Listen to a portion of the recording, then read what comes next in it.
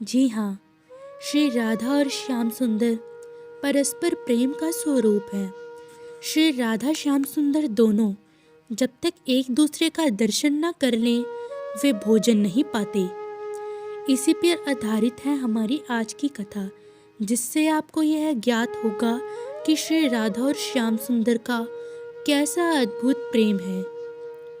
एक बार ललिता जो हमारी प्रियाजू का श्रृंगार कर रही थी।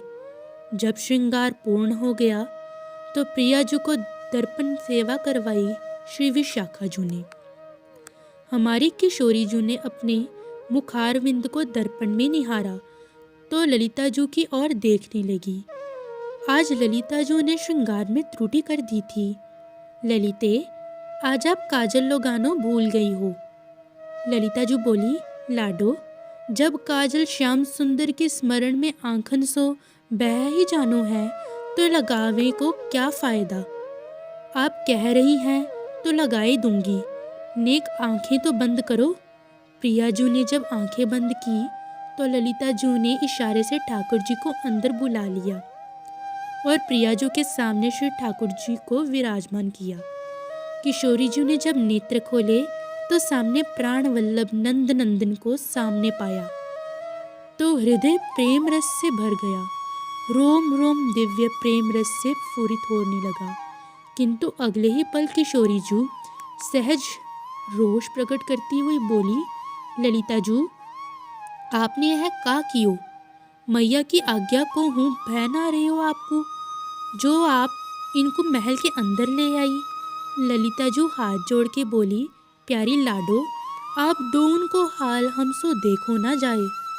यह आप व्याकुल हो रही हैं और वहाँ श्याम सुंदर ने तो भोजन पानी सब त्याग दियो है।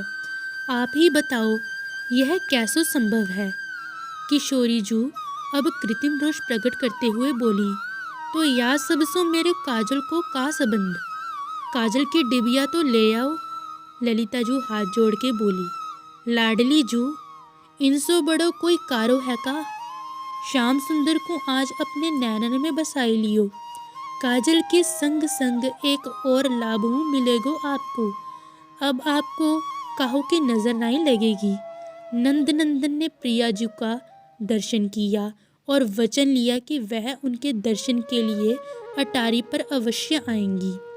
तो प्रियाजू ने भी ठाकुर जी को थोड़ा झिड़का और कहा, अब इतने महल के चक्कर लगाओगे तो यही होगा। दोनों ने परस्पर के दर्शन किए। यह ब्रज की लीला है और ये सत्य है। बिना लाडली जू के दर्शन किए हमारे प्राणवल्लभ ठाकुर जी का कलेवा नहीं होता। जब कभी किसी कारणवश श्याम सुंदर भूखे रहते हैं तो श्री राधा रानी छटपटा जाती हैं। अपने प्रियतम को भूख लगे और वो शांत कैसे बैठी रहेंगी बरसाने में। यह सर्वदा असंभव है। वो रोती रोती भोजन पकाती हैं। श्री राधा रानी की हृदय छलनी हो उठता है जब श्याम सुंदर क्षण भर के लिए भूखे रहते हैं। उनसे सहन नहीं होता। वो बिलक उठती हैं, चीख उठती हैं, हा प्राणवल्लभ, हा प्राणनाथ, मुझे क्षमा कर दे। मैं आपके चरणन की दासी अनुरागिनी सेविका आपकी सही सही से सेवा नहीं कर पाई। हाय, मैं अब तक जीवित कैसे हूँ।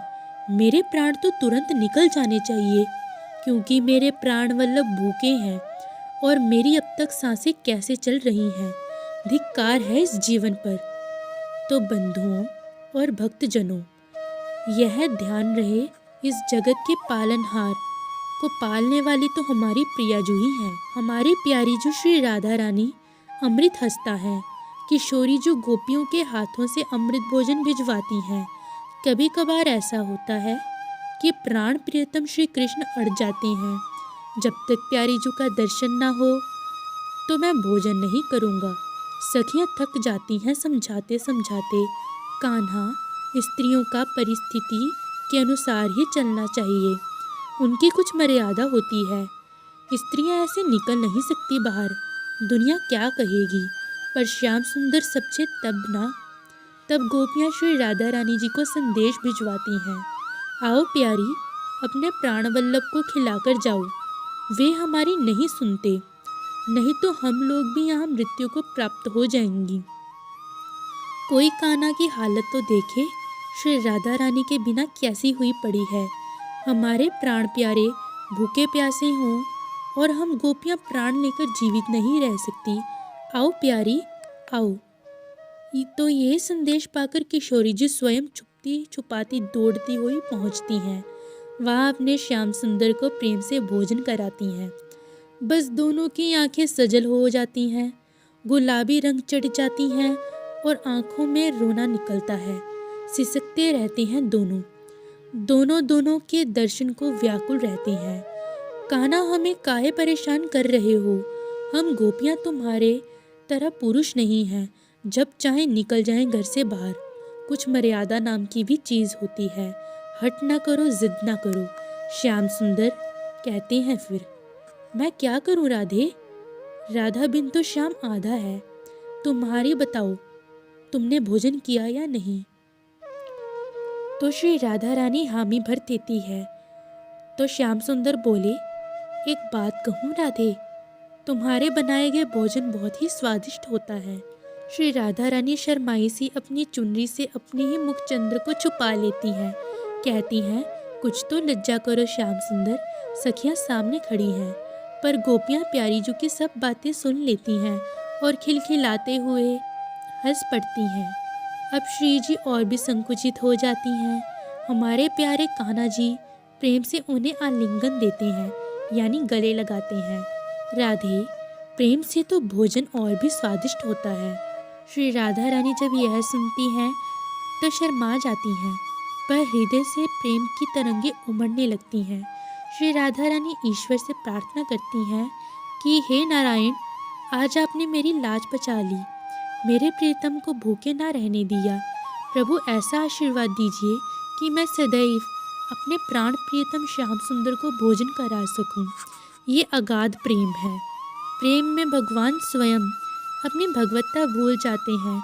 यह महाभाव स्वरूपिणी श्री राधा रानी और अखिल ब्रह्मांड नायक भगवान श्री कृष्ण अपनी भगवत्ता भूल गए। दोनों प्रेम समाधि में चल पड़े, दोनों रो रहे हैं। यह हालत हो जाती है प्रेम में। ऐश्वर्य यहाँ दृश्य हो गया तो रसिकों ने यह मत दिया है, चापत चरण करत नित सेवा, बिन दर्शन नहीं होत कलेवा। बोले श्री राधा श्याम सुंदर की जय हो। तो बंधुओं, मिलते हैं अगली कथा के साथ। तब तक के लिए बड़े प्रेम से बोलिए राधे राधे।